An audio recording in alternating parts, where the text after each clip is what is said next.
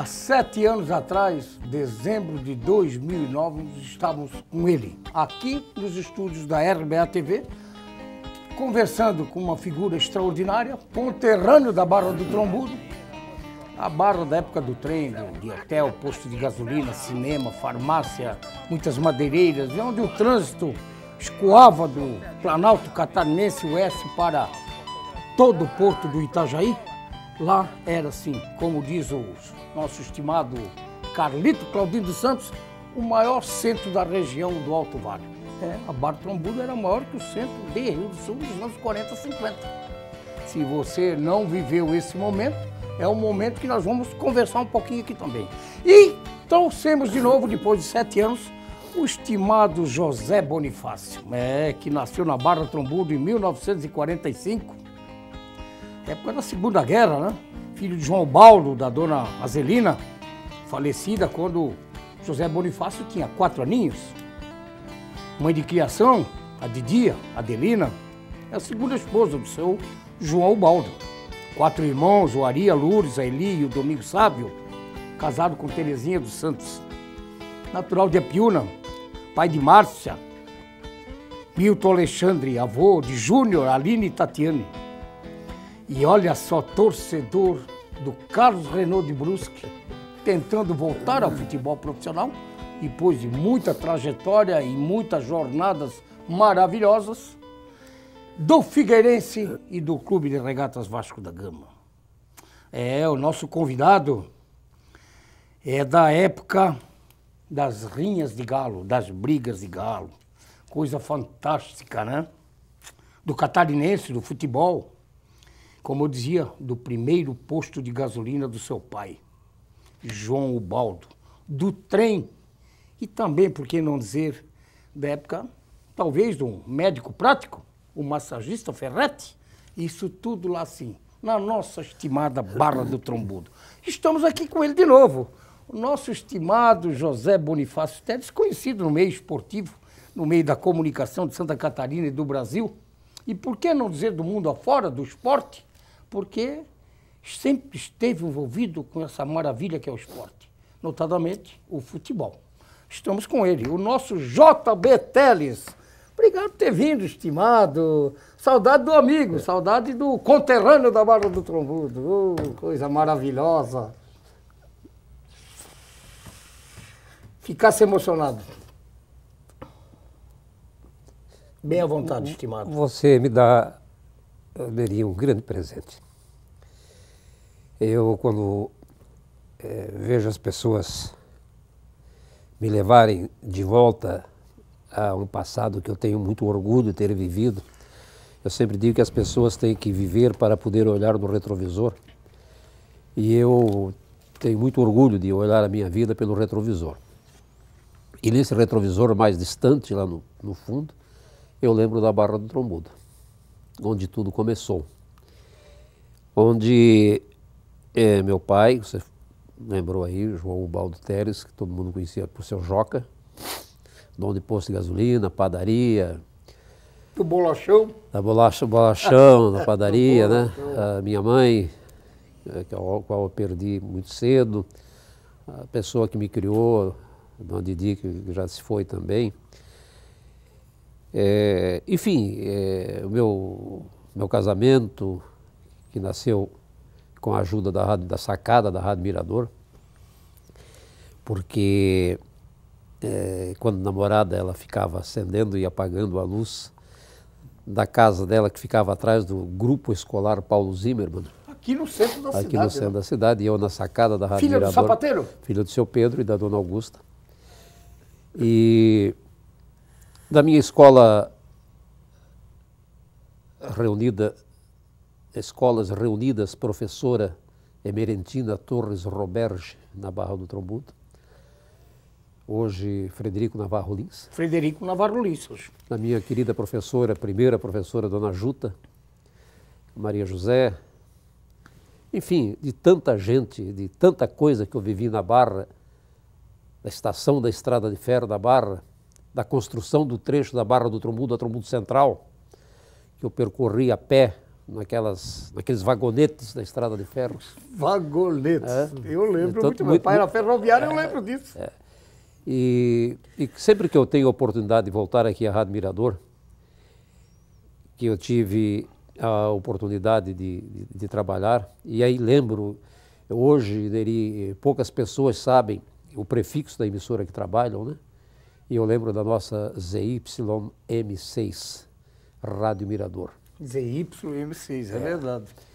E que eu estava em casa, na Barra do Trombudo, ouvindo rádio, e com medo de vir na Rádio Mirador, pedir para trabalhar aqui, tamanha era a qualificação que a Rádio Mirador já tinha naquela época, sob o comando do seu Osni José Gonçalves, a quem eu considero sempre um verdadeiro pai para mim, porque me abriu muitas portas, me ajudou, me protegeu, me orientou, me deu um norte de vida, e daqui eu saí para cobrir os Jogos Abertos em 1965, e de lá galguei outras posições, outras emissoras, fui para a Rádio Cultura de Joinville, e tudo isso graças a esse início, a este norte, eu posso dizer que eu tive o privilégio de ser hoje o cronista esportivo que mais Copas do Mundo fez credenciado. Eu tenho 7 Copas do Mundo. 7 Copas do Mundo.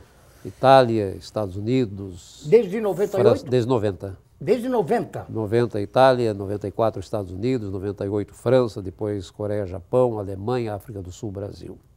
Sempre trabalhando. Sempre trabalhando. Trabalhando. E acompanhar 180 jogos da seleção brasileira.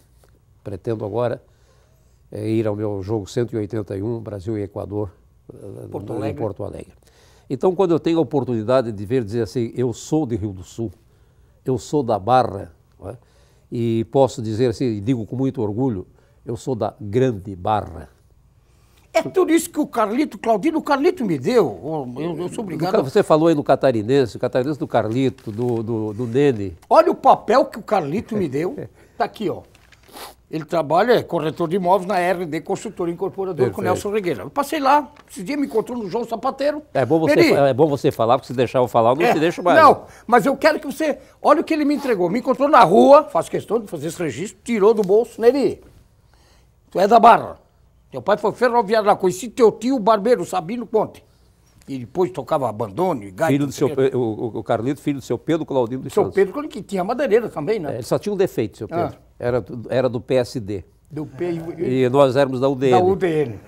E o Carlito Fluminense, você Vasco. Eu sou Vasco, e hoje você não falou nos clubes, mas eu tenho um clube em cada estado, sabe? Eu tenho a possibilidade de dizer hoje que eu gosto de muitos clubes, e por todos eles eu tenho uma referência, porque eu torço, né?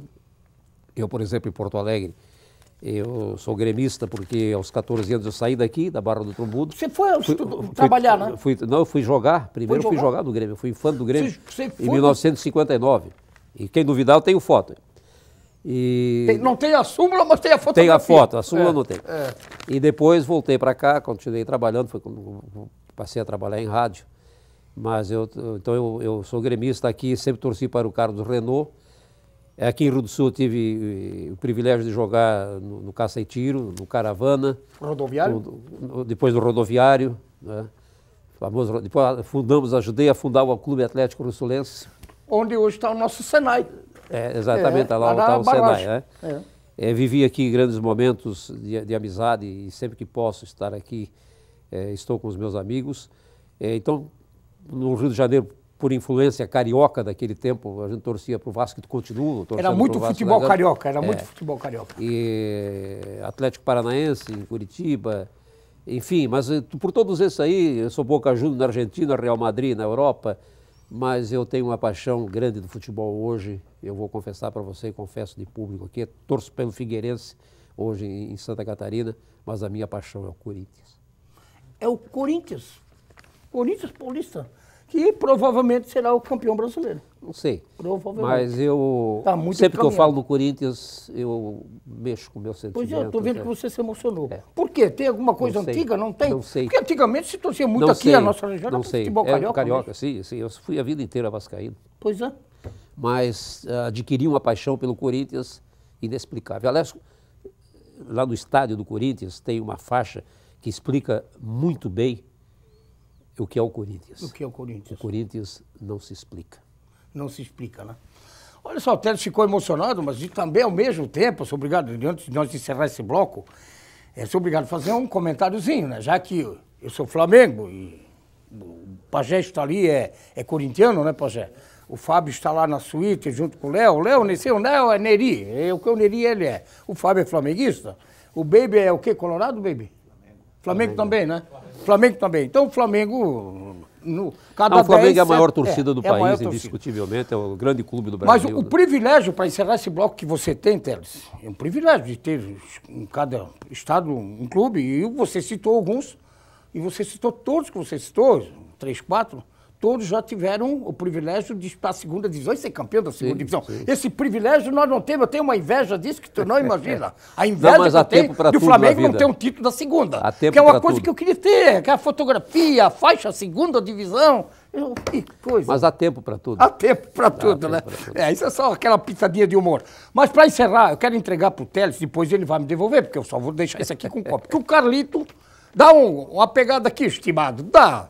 Olha o que o Carlito me entregou. Escreveu de próprio punho, olha só, a caligrafia da Barra do Trombudo, para tocar no coração. E mostrou aqui, ó, o verso também aqui, ó, o anverso da folha. E relacionou e entregou para mim dizendo o seguinte: Neri, ele fez bem assim, tirou do paletó assim, da camisinha dele. Quer te entregar isso aqui, Neri? O que é, Carlito? Isso é da Barra? Tinha que falar alguma coisa na televisão da Barra ou com alguém da Barra. Tu não esquece de dizer que eu te dei uma relação, que a Barra foi sempre o maior centro de Rio do Sul lá nos anos 40, 50 e 60. Tinha isso, e ele foi relacionando. O que ele colocou aqui realmente é de tocar o coração de quem conheceu e quem é da Barra do mundo. Antes de chamares o intervalo, eu quero lembrar assim, que naquela época, todo o trânsito de São Paulo para o Rio Grande do Sul passava pela Barra. Tudo pela Barra. Não tinha BR-470? Não tinha 470, não tinha BR-116. Aliás, naquele tempo era BR-2, depois se fez, estavam fazendo a BR-2, depois se fez essa passagem de Otacílio Costa para a BR-116, que é até Santa Cecília, que a gente chamava de travessão, que antes era tudo por aqui, pela Barra, passava por Rio do Sul, vinha Lontras, descia a Serra, subida, Piúna, descia a Piúna, e ao Porto de Itajaí. Ia com a produção de madeira. Mas com respeito à Barra do Trombudo, vou contar uma história muito rápida. Quando o Guga ganhou o primeiro torneio de Roland Garros, eu fui o único catarinense, o único jornalista catarinense a estar trabalhando naquele jogo. Eu estava com a seleção brasileira em Lyon, no torneio de Lyon, e trabalhava na época na RBS, e a direção da casa pediu que eu saísse de Lyon e fosse para Paris para cobrir o Guga. E eu fui. E precisava de um telefone celular, que era novidade, e eu não tinha levado o meu celular. Eu tenho o celular desde acho que novembro de 94, me parece. Bom, e cheguei lá, consegui um celular emprestado.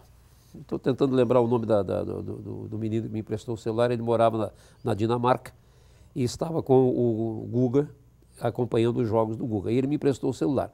Ele disse: olha, Teres, não tem problema, a conta, o que você gastar, quando chegar a conta, eu mando a conta para ti, lá no Brasil.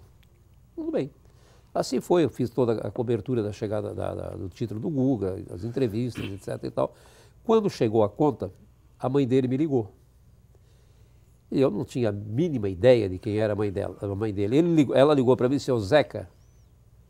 Quando ela me chamou de Zeca, quem me chama de Zé ou de Zeca era da Barra.